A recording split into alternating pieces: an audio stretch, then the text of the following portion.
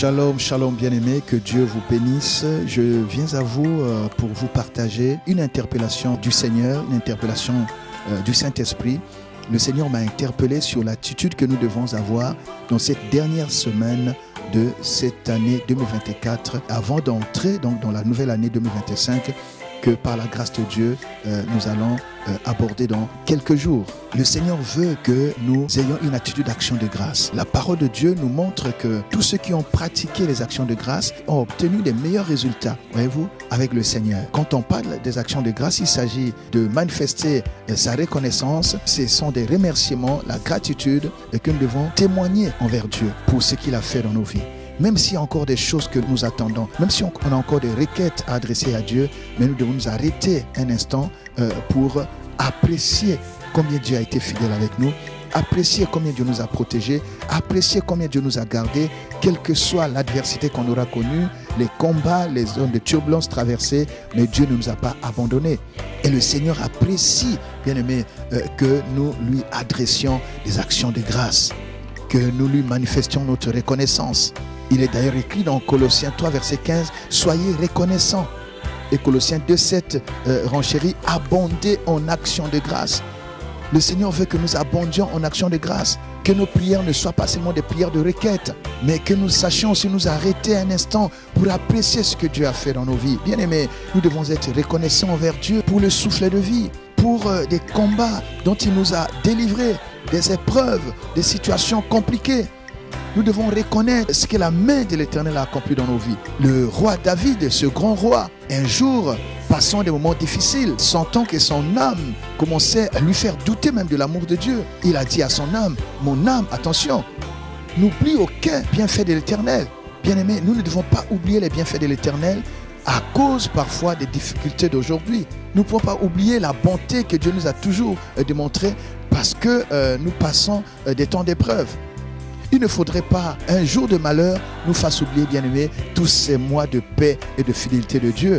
Le Seigneur nous appelle à la reconnaissance et à l'action de grâce. N'entrez pas en 2025, bien-aimés, sans avoir suffisamment rendu grâce à Dieu pour ce qu'il a été pour vous en 2024. Proverbe 7, verset 14 dit, « Je devais un sacrifice d'action de grâce.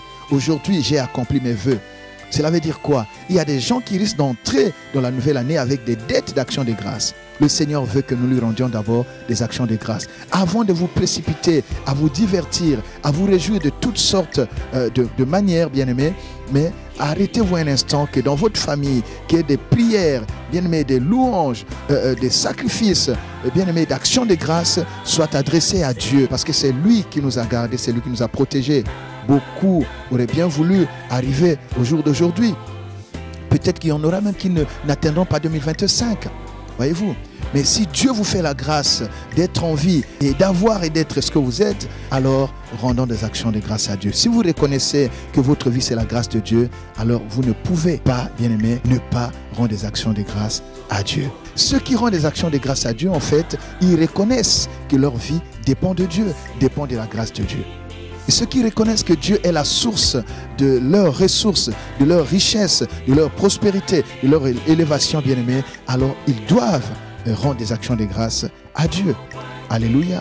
Nous voyons cette histoire dans la Bible où 10 lépreux, voyant Jésus passer pour entrer à Jérusalem, Jésus passait donc entre la Samarie et la Galilée pour se rendre à Jérusalem. 10 lépreux se sont organisés et ont crié très fort, « Jésus, Maître, aie pitié de nous !»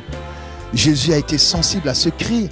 Jésus va leur dire, allez vous montrer aux sacrificateurs. Et se rendant donc vers les sacrificateurs, ils vont se retrouver tous guéris. Mais un seul d'entre eux tous, et ce fut un Samaritain, est revenu sur ses pas au pied de Jésus pour lui rendre des actions de grâce. Et les 9 autres donc sont partis, ils ont continué leur chemin. Mais Jésus va s'interroger. Jésus va dire, mais ils étaient 10 à être guéris. Mais les 9 autres, où sont-ils? Bien-aimé, le Seigneur pose la question, où sont ceux qu'il a guéris cette année? Où sont ceux qu'il a bénis cette année? Où sont ceux qu'il a élevés cette année? Où sont ceux qu'il a guéris, ceux qu'il a délivrés de toutes sortes de combats cette année? Les gens sont occupés à célébrer la vie, mais ils ont oublié l'auteur de la vie. Les gens sont occupés à célébrer leur mariage, à célébrer leur élévation, à célébrer parfois leur richesse. Ils ont oublié que tout ce qu'ils sont, tout ce qu'ils ont, c'est la grâce de Dieu. Ce lépreux, ce samaritain guéri, bien-aimé, est revenu sur ses pas et est tombé face contre terre aux pieds de Jésus pour lui rendre des actions de grâce. Et le Seigneur va lui dire, lève-toi, ta foi t'a sauvé. Cet homme n'a pas demandé le salut, mais le simple fait qu'il soit revenu rendre des actions de grâce à Dieu, bien-aimé, le Seigneur lui a accordé les choses qu'il n'a pas demandées. L'action de grâce nous donne accès même aux choses que nous n'avons jamais demandées dans nos prières. Si vous rendez grâce à Dieu pour ce qu'il a fait dans votre vie, il vous accordera même ce que vous n'avez jamais demandé dans votre vie. Il y a une autre histoire encore dans la Bible. Vous voyez, Jésus arrive devant la tombe de Lazare. Lazare est mort depuis 4 jours. Même ses propres sœurs ont dit à Jésus, ont essayé de le dissuader pour dire, ils sont mauvais, il n'y a plus rien à faire. Jésus s'y est rendu. Il dit, où l'avez-vous mis quand il arrive? La tombe est scellée, il y avait une pierre qui était là, bien aimé. Mais Jésus ne s'est même pas précipité à adresser une requête à son Dieu, à son Père. Il a simplement élevé sa voix pour rendre des actions de grâce à Dieu. Il a dit, Père, je te rends grâce. Voyez-vous, et quand il a fini de rendre des actions de grâce à Dieu, bien aimé, il n'a même pas prié. Il a appelé Lazare qui est sorti de la tombe. Mais pourquoi il n'a pas prié? Mais parce que la prière d'action de grâce qu'il a faite avait suffi pour que Dieu ressuscita Lazare. Une prière d'action de grâce, un sacrifice d'action de grâce peut ramener à la vie même ce qui était mort dans ta maison ou dans ta vie. La prière d'action de grâce est puissante. Il y a une puissance, il y a un pouvoir, bien aimé, dans l'action de grâce. Et il nous arrive souvent d'oublier de rendre des actions de grâce à Dieu parce que nous nous attribuons à nous-mêmes nos exploits. Il y a un passage qui est important, nous n'aurons pas le temps de lire, vous verrez dans Deutéronome 8 à partir du verset 12. Quand tu auras mangé, tu te seras rassasié. Quand tu auras bâti les maisons et tu les auras habitées. Bien-aimé, quand tu te seras, réjoui de toutes sortes de choses, mais n'oublie pas que c'est l'Éternel qui t'a donné toutes ces choses. N'oublie pas que c'est le Dieu qui t'a délivré d'Égypte. N'oublie pas que c'est le Dieu qui t'a gardé toute cette année. N'oublie pas que c'est le Dieu qui t'a sauvé de toutes sortes de pièges. N'oublie pas ce Dieu-là. Dieu nous interdit d'oublier, dit garde-toi d'oublier que c'est l'Éternel qui l'a fait. Et ne te dis pas, c'est le verset 17 de Deutéronome 8 qui le dit, ne te dis pas que c'est ta force et ta puissance qui ont acquis ces choses. Ce que nous sommes, c'est la grâce de Dieu. Ce que nous avons, c'est la grâce de Dieu. La vie, c'est la grâce de Dieu. Bien aimé, il y en a d'autres qui ont certainement plus prié que nous, qui ont plus travaillé que nous, mais qui n'ont pas ce que nous avons et qui ne sont pas là où nous sommes. Rendez grâce à Dieu pour toutes choses. Appréciez la fidélité de Dieu. Appréciez la grâce de Dieu. Appréciez la miséricorde de Dieu. Il y en a qui ont commis des choses, qui ont fait des choses moins que ce que tu as fait, mais qui ne sont plus en vie. Mais si tu vois ta vie, parfois des dégâts que tu as commis, Dieu te garde encore en vie. Arrête-toi un instant, apprécie la miséricorde de Dieu.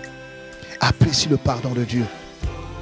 Apprécie, bien-aimé, la main du Seigneur qui t'a soutenu. Et Dieu ne manquera pas de faire le reste. Pour terminer, j'aime ce que David, oui, le roi David, ce grand roi, David nous donne un enseignement d'humilité et de reconnaissance et d'action de grâce. Quand vous lisez 1 Chronique 29, prenons à partir du verset 14. « Car qui suis-je et qui est mon peuple pour que nous puissions te faire volontairement ces offrandes? Tout vient de toi et nous recevons de ta main ce que nous t'offrons. » Donc David il reconnaît que Dieu était la source de leur prospérité. Et il était normal de revenir, bien aimé, à Dieu pour lui rendre des actions de grâce avec ce que Dieu leur a donné. Alléluia. Il continue, dit, nous sommes devant toi, des étrangers et des habitants, comme tous nos pères. Nos jours sur la terre sont comme l'ombre et il n'y a point d'espérance. C'est-à-dire, il dit que si nous vivons, c'est par ta grâce. C'est toi le maître du souffle de vie. Il continue, dit, Éternel, notre Dieu, c'est de ta main que nous viennent toutes ces richesses que nous avons préparées pour te bâtir une maison. À toi, à ton saint nom. Et c'est à toi que tout appartient. Donc David reconnaît que c'est à Dieu que tout appartient. Nous ne sommes que des intendants, nous ne sommes que des gérants. Et le verset 17 pour terminer. Je sais, ô mon Dieu, que tu sondes le cœur et que tu aimes la droiture. Aussi, je t'ai fait toutes ces offrandes volontaires dans la droiture de mon cœur. Et j'ai vu maintenant avec joie ton peuple qui se trouve ici t'offrir volontairement ses dons. Donc ils reconnaissent, ces bien-aimés, que tout ce qu'ils ont, tout ce qu'ils possèdent vient de l'Éternel. Soyons simplement reconnaissants et Dieu ne manquera pas de nous bénir. Alors ne terminez pas l'année 2024 avec des dettes. Rendez des actions de grâce à Dieu. Réparez là où il faut réparer. Vous avez causé du tort à quelqu'un, bien-aimé. Réparez avant d'entrer dans cette nouvelle année 2025. La Bible dit, ne devez rien à personne. Donc payez toutes vos dettes et surtout la dette d'action de grâce.